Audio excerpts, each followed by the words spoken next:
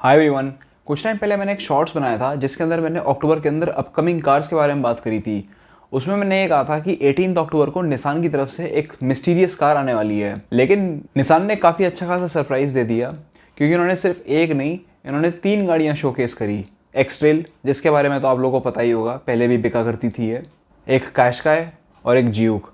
तीनों की तीनों एसयूवी बॉडी टाइप हैं। इनकी मैग्नाइट काफ़ी अच्छी चल रही है, मतलब निसान के स्टैंडर्ड के हिसाब से अच्छी चल रही है। तो इन्हें काफ़ी कॉन्फिडेंस है कि शायद एसयूवी के अंदर हमारा अच्छा मार्केट होल्ड हो सकता है। इन तीनों गाड़ियों में से सबसे बड़ी एक्सट्रेल है, वो मिड साइज़ प्रीमियम एसयूवी है। उसके बाद आती है कैशकाय और सबसे छोटी है ज्यूक। अब ज्यूक लगती सबसे छोटी है पर वैसे बड़ी है। इन तीनों गाड़ियों के बारे में मैं इंडिविजुअली बात करूंगा वैसे। अब इनमें से एक्सट्रेल और कैशकाय जो है, इन दोनों की टेस्टिंग चल रही है और ये दोनों ही लॉन्च होंगी 2023 में, जिसमें कि एक्सट्रेल पहले लॉन्च होगी। रही बात ज्यूक की, तो ये वैसी शोकेस करी गई थी पब्लिक इंटरेस्ट देखने के लिए। बात अगर मैं करूँ एक्सट्रेल की, तो इन्होंने जो ये शोकेस करी है, this is the 4th generation. ये 2001 में सबसे पहले इंट्रोड्यूस हुई थी, 2005 में ये इंडिया में आई थी। फर्स्ट एंड सेकंड जनरेशन इनके इंडिया में बिके थे, लेकिन 2014 में फिर इन्होंने बंद कर दिया था 8 साल पहले। थर्ड जनरेशन जो थी वो इन्होंने शोकेस करी थी, लेकिन इंडिया में लॉन्च करने की इनकी हिम्मत नहीं हुई। फाइनली 4th जनरेशन को ये कह रहे हैं कि ये इंडिया में लेके आएंगे, but through the CBU route. शायद बहुत ज़्यादा इन्वेस्टमेंट करना ये अभी चाहते नहीं है, क्योंकि अभी इतना कॉन्फिडेंस नहीं है कि इसकी सेल उतनी ज़्यादा हो पाएंगी कि नहीं, क्योंकि ऑलरेडी इसको पहले बंद करना पड़ा था। बट जिस तरह से इनका प्लान है इसको सीबीयू रूट के थ्रू लाने का, इससे पता चलता है कि निसान वालों के मन में तो है कि इस गाड़ी की जगह बनानी है इंडियन मार्केट में। अब एक्सट्रेल जो होगी, ये या तो 5 सीटर या 7 सीटर कन्फिग्रेशन में आएगी, and it will compete with Skoda Kodiaq and Volkswagen Tiguan. ये गाड़ी रेनॉल्ट और निसान का शेयर्ड प्लेटफॉर्म है, CMFC प्लेटफॉर्म, उस पर बेस्ड है। और इंटरनेशनली ये 3 इंजन ऑप्शंस में आती है।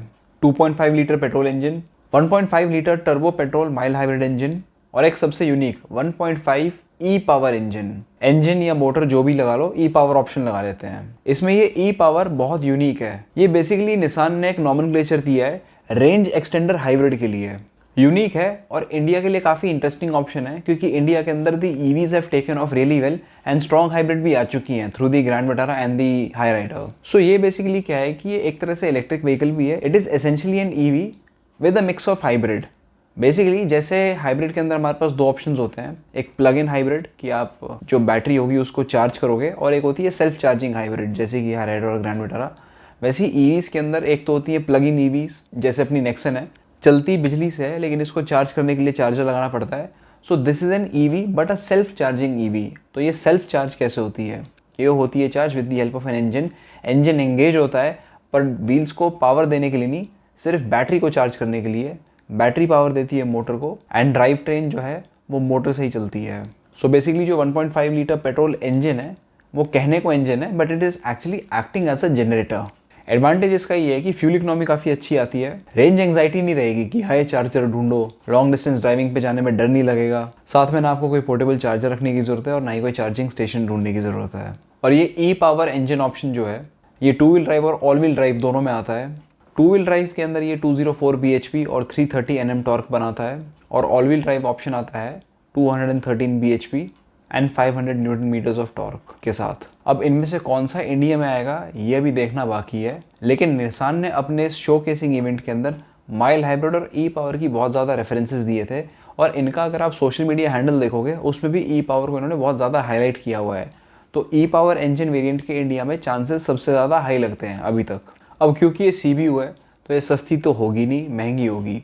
लेकिन एक बात है, महंगी चाहे बेशक हो, बट क्योंकि ई पावर वर्जन एक ईवी टाइप कार है और ईवी कार्स वैसे भी महंगी हैं, तो इसलिए उतना बड़ा शायद प्राइस शॉक ना लगे इंडियंस को। क्योंकि स्कोडा कोडियाक जो है, that is not hybrid, that is not electric, वो सिर्फ एक पेट्रोल व्हीकल है और वो भी सीबीयू है, बट उसकी भी सेल्स ठीक ठाक हैं। इनफैक्ट बुकिंग तो उन्होंने अभी रीओपन करी है। पिछली बार जब इन्होंने पहला फेज़ निकाला था बुकिंग का जनवरी में, तब तो सारी यूनिट सोल्ड आउट थी पूरे साल के लिए।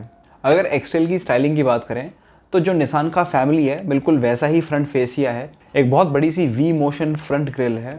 DRL जो है वो ऊपर की तरफ है और उन्हें एक रैप अराउंड डिज़ाइन दिया गया है।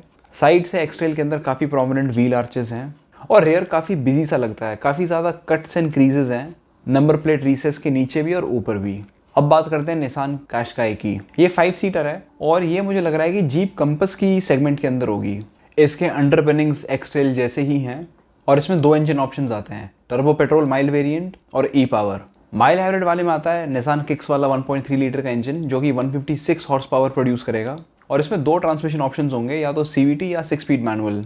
और जो ई पावर वेरिएंट है वो बेसिकली निसान एक्सट्रेल का जो ई पावर है उसी का थोड़ा हल्का वर्जन है और वो प्रोड्यूस करेगा 190 हॉर्स पावर और 330 newton metres of torque. Design के मामले में इसमें भी आपको V motion type chrome grille मिलेगी और साथ में boomerang shaped matrix LED headlamps. और जो तीनों गाड़ियाँ अनवील हुई हैं उनमें से ये इकलौती है जिसमें पैनोरामिक सनरूफ आएगी। इंटीरियर्स की अगर बात करें तो premium upholstery with dual tone dashboard, जिसके सेंटर में आपको एक बड़ा सा floating touch screen infotainment system मिलेगा with Apple CarPlay and Android Auto. इसके अलावा गाड़ी में आता है fully digital instrument panel, 360 degree camera, electric seats और leather wrapped flat bottom steering wheel. और तीसरी कार है इनकी ड्यूक जो कि 4.2 मीटर्स है लेंथ में। मैंने कहा था ना कि छोटी नहीं है। और इंजन ऑप्शन में मिलता है 1.6 लीटर का पेट्रोल हाइब्रिड पावर ट्रेन। बाकी दो गाड़ियों की तरह इसके अंदर भी फ्रंट वी मोशन ग्रिल मिलती है और जिसके हेडलैम्प्स हैं सर्कुलर शेप में और बम्पर में फिटेड है। साइड से आपको व्हील आर्चेस के ऊपर काफ़ी generous use of plastic cladding नजर आएगी। और रेयर लुक की अगर बात करें तो रेयर विंड स्क्रीन काफ़ी स्लोपी है, रूफ माउंटेड स्पॉइलर मिलता है और रैप अराउंड टेल लैंप्स देखने को मिलेंगे। और ओवरऑल इस गाड़ी के अंदर बहुत ही फंकी लुक दी हुई है। इंजन के अंदर इसमें आपको हाइब्रिड टेक्नोलॉजी मिलेगी जिसमें कि इंजन और इलेक्ट्रिक मोटर दोनों मिला के 141 हॉर्स पावर प्रोड्यूस करते हैं। और इस गाड़ी की कैपेबिलिटी इतनी है कि ये सिर्फ EV मोड में 55 kmph की स्पीड तक चल सकती है। इन तीनों गाड़ियों में से एक्सट्रेल और कैशकाई है जो 2023 में आएगी। जूक का फिलहाल कोई प्लान नहीं आने का, लेकिन अगर रिस्पॉन्स अच्छा मिलता है तो शायद जूक भी आ जाए। और इन तीनों गाड़ियों के लिए Nissan low volume CBU route ही देखेगा। हालांकि निसान की यहाँ पे सिर्फ एक मैग्नाइट ही है जो ठीक ठाक बिक रही है। बाकी सारी गाड़ियों में निसान को इतना ज़्यादा सक्सेस देखने को नहीं मिला, लेकिन in spite of that Nissan मैदान छोड़ के नहीं भाग रही है। They are still trying to put up a fight in the Indian competitive automobile market. और मुझे एक चीज़ निसान की काफ़ी अच्छी लगी कि ये इंडियन मार्केट को काफ़ी सीरियसली ले रहे हैं। लेकिन मुझे इस बात पे एक सीरियस डाउट है कि इंडियन मार्केट निसान को कितना सीरियसली लेगा, क्योंकि एक तो निसान की कार्स वैसी कम बिक रही हैं, ऊपर से गाड़ियाँ अगर CBU रूट पे आएंगी तो थोड़ी महंगी पड़ सकती हैं, जो कि इंडियन प्राइस सेंसिटिव मार्केट के अंदर कंपनी के लिए डेट्रीमेंटल हो सकता है। ऑलरेडी ये लोग एक बार एक्सट्रेल के अंदर मार खा चुके हैं, कहीं ऐसा ना हो कि दोबारा एक्सट्रेल आए तो सही लेकिन उसका थोड़ा सिट्रोएन C5 जैसा हाल हो जाए। बाकी गाड़ियाँ देखने में अच्छी हैं, इनकी ई पावर टेक्नोलॉजी काफ़ी अट्रैक्टिव है। गाड़ियाँ फीचर रिच भी होंगी जो कि ऑलरेडी सारी गाड़ियाँ हैं ही आज के ज़माने में। मेन चीज़ जो कि इन गाड़ियों की सक्सेस डिटरमाइन करेगी वो है अल्टीमेटली इनकी pricing, and that is unknown. So इस कार का क्या सक्सेस रहेगा that is yet to be seen. तो निसान कस्टमर्स को टेस्ट करेगा इन गाड़ियों को लाके, और कस्टमर्स शायद निसान को टेस्ट कर रहे हैं कि कम सेल्स वॉल्यूम के बावजूद भी ये कितने प्रोडक्ट्स इंडिया में लाते हैं। चलो, now that the Nissan mystery is out, अभी के लिए सिर्फ इतना ही। बाय।